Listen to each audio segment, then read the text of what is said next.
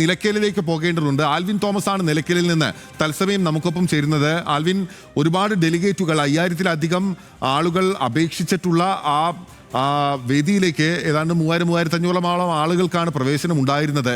ഈ സൗകര്യങ്ങളും ക്രമീകരണങ്ങളും ആഗോള അയ്യപ്പ സംഗമം എന്ന് പറയുന്ന ഒരു വലിയ ഇവന്റ് നമ്മുടെ സംസ്ഥാനത്തെ സംബന്ധിച്ച് അത് നമ്മൾ ആദ്യമായി നടത്തുന്ന പമ്പ പോലുള്ള അല്ലെങ്കിൽ ശബരിമല പോലുള്ള ഒരു കേന്ദ്രത്തെ കേന്ദ്രീകരിച്ച് നമ്മൾ ആദ്യമായി നടത്തുന്ന ഒരു പ്രധാനപ്പെട്ട പരിപാടിയാണല്ലോ. അപ്പോൾ ശബരിമല എന്ന് പറയുന്ന ആ പ്രധാനപ്പെട്ട സ്ഥലത്ത് പമ്പയിൽ നടക്കുന്ന ആഗോള അയ്യപ്പ സംഗമത്തിലുള്ള ആ ഇവന്റ് അതെങ്ങനെയായിരുന്നു ഏർപ്പാടാക്കിയിരുന്നത്? ഡെലിഗേറ്റുകൾക്കായിട്ടുള്ള സൗകര്യങ്ങൾ, പോലീസിന്റെ വലിയ സുരക്ഷ, അതുൾപ്പെടെ ഈ ഹൈക്കോടതിയുടെ മാർഗനിർദ്ദേശങ്ങൾ ഉൾപ്പെടെ പാലിച്ചായിരുന്നില്ലേ? തീർച്ചയായും ബില്ല് ഇന്ന് പുലർച്ചെ മുതൽ തന്നെ ഡെലിഗേറ്റുകൾ ഏതാണ്ട് 6 മണി സമയം മുതൽ പ്രതികൾ ഇങ്ങോട്ടേക്ക് എത്തിത്തുടങ്ങിയിരുന്നു.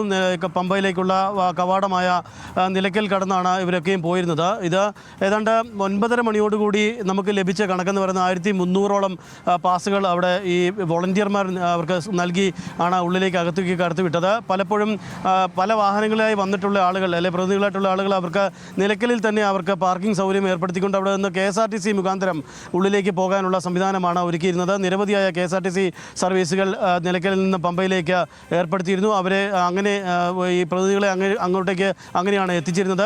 പുലർച്ചെ മുതൽ തന്നെ ഏതാണ്ട് 5:30 മണിയോടുകൂടി തന്നെ ആളുകൾ പലയിടങ്ങളിലായി എത്തിയിട്ടുണ്ടായിരുന്നു. സംസ്ഥാനത്തെ വിവിധ ഇടങ്ങളിൽ നിന്നുള്ള പ്രതിനിധികളാണ് എത്തിച്ചേർന്നിട്ടുള്ളത്. പ്രത്യേകിച്ച് ക്ഷണം സ്വീകരിച്ചെത്തിയിട്ടുള്ള പ്രതിനിധികളായതുകൊണ്ട് തന്നെ അവർക്ക് വേണ്ട മുഴുവൻ ഒരുക്കങ്ങളും അവർ സർക്കാർ നടത്തിയിരുന്നു.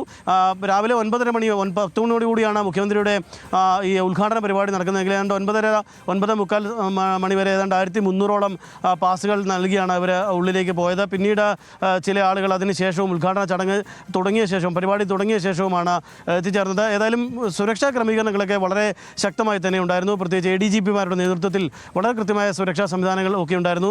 ശ്രീജിത്ത് അടക്കം ADGP ശ്രീജിത്ത് അടക്കമുള്ള മുഴുവൻ പോലീസ് സേനകൾ ഏതാണ്ട് 1000-ഓളം പോലീസുകാരെയാണ് ഇവിടെ വിന്യസിച്ചിരുന്നത്. ഈ പ്രദേശം ഇവിടെയും അതോടൊപ്പം തന്നെ പമ്പയിലും സന്നിധാനത്തിലുമൊക്കെയായി പലയിടങ്ങളിലായി 1000-ഓളം പോലീസുകാരെ വിന്യസിച്ചിരുന്നു.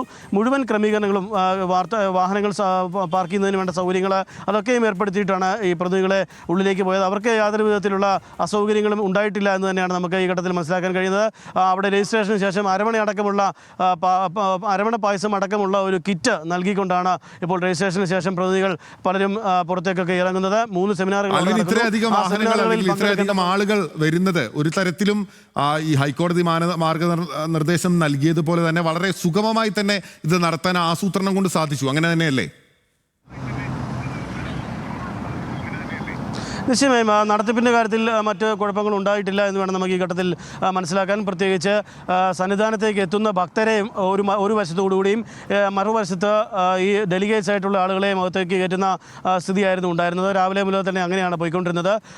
ഭക്തർക്ക് പ്രത്യേക വഴി ഒരുക്കിക്കൊണ്ട് അവരെ സുഗമമായി അവർക്ക് സന്നിധാനത്തേക്ക് എത്താനും ദർശനം നടത്താനുമുള്ള സൗകര്യം അവരെ ഏർപ്പെടുത്തിയിരുന്നു. അതോടൊപ്പം തന്നെ മറ്റൊരു ഭാഗത്ത് പോലീസും അതോടൊപ്പം തന്നെ വോളണ്ടിയർമാരും അടങ്ങുന്ന സംഘം നിർത്തി ഈ പ്രതിനിധികൾക്ക് വേണ്ട നിർദ്ദേശങ്ങൾ നൽകി പാർക്കിംഗ് സൗകര്യങ്ങൾ അവർക്ക് പറഞ്ഞു കൊടുത്തുകൊണ്ട് അതിനുശേഷം പമ്പയിലേക്ക് എത്തിക്കുകയായിരുന്നു. അത് KSRTC ബസ് സർവീസ് വഴിയാണ് എത്തിച്ചിരുന്നത്. VVIPകളും VIP-കളുമായിട്ടുള്ള നിരവധി ആളുകളും ഇങ്ങോട്ടേക്ക് എത്തിച്ചേർന്നിരുന്നു. ഇതെല്ലാം സർക്കാരിൻ്റെ ക്ഷണം സ്വീകരിച്ച് അല്ലെങ്കിൽ ദേവസ്വം ബോർഡിൻ്റെ ക്ഷണം സ്വീകരിച്ച് എത്തിയവരായിരുന്നു. അവർക്ക് നല്ല രീതിയിലുള്ള മികച്ച സൗകര്യങ്ങൾ ഏർപ്പെടുത്തിയിട്ടുണ്ട് ഏർപ്പെടുത്തിയിരുന്നു.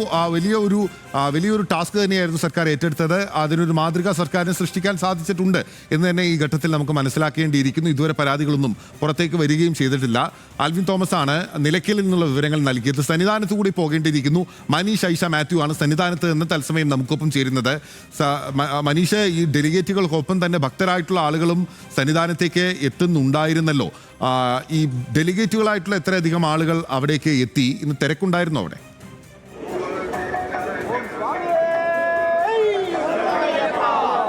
വിനില, രാവിലെ മുതൽ തിരക്കേടില്ലാത്ത തിരക്കാണ് സന്നിധാനത്ത് അനുഭവപ്പെടുന്നത്.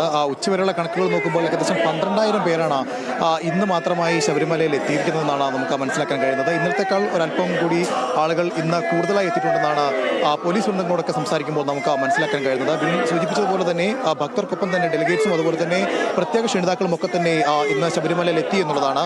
തമിഴ്നാട്ടിൽ നിന്നുള്ള 2 മന്ത്രിമാരും ശെൽവരാജും അതുപോലെ തന്നെ പളനിവേലും ഈ 2 മന്ത്രിമാരും ദർശനം നടത്തി. രാവിലെ തന്നെയാണ് ആദ്യ മന്ത്രി ദർശനം നടത്തിയതെങ്കിൽ ഉച്ചയ്ക്ക് ശേഷമാണ് ഈ നിലവിലുള്ള ശേഖർ ബാബു രാവിലെ ദർശനം നടത്തിയപ്പോൾ രണ്ടാമത് പളനിവേൽ ത്യാഗരാജൻ വൈകുന്നേരം വന്നാണ് ദർശനം നടത്തിയത്. 4 മണിക്ക് വീണ്ടും ശ്രീകോവിൽ തുറന്നതിന് പിന്നാലെ കാര്യമായ ഒരു തിരക്ക് ഇപ്പോൾ അനുഭവപ്പെടുന്നുണ്ട്. എന്തായാലും നിലവിൽ ഇതിനോടകം 12,000 പേരാണ് ഉച്ചയോടുകൂടി മാത്രം ശബരിമല നടയിൽ എത്തിയിരുന്നത്. ഇനിയും ആ ഒരു സംഖ്യയിൽ വർധനമുണ്ടാകും എന്നുള്ളതാണ് മനസ്സിലാക്കാൻ കഴിയുന്നത്. ആദ്യഘട്ടത്തിൽ സർക്കാർ ഈ ആഗോള അയ്യപ്പ സംഗമം നടക്കുന്ന ഈ ദിവസം 10,000 പേരുടെ മാത്രം ദർശനമാക്കാൻ വേണ്ടി നിശ്ചയിച്ചിരുന്നു. പക്ഷേ പിന്നീട് അത് ഹൈക്കോടതി ഇടപെടൽ തന്നെ ആ ഒരു തീരുമാനം മാറ്റുകയായിരുന്നു.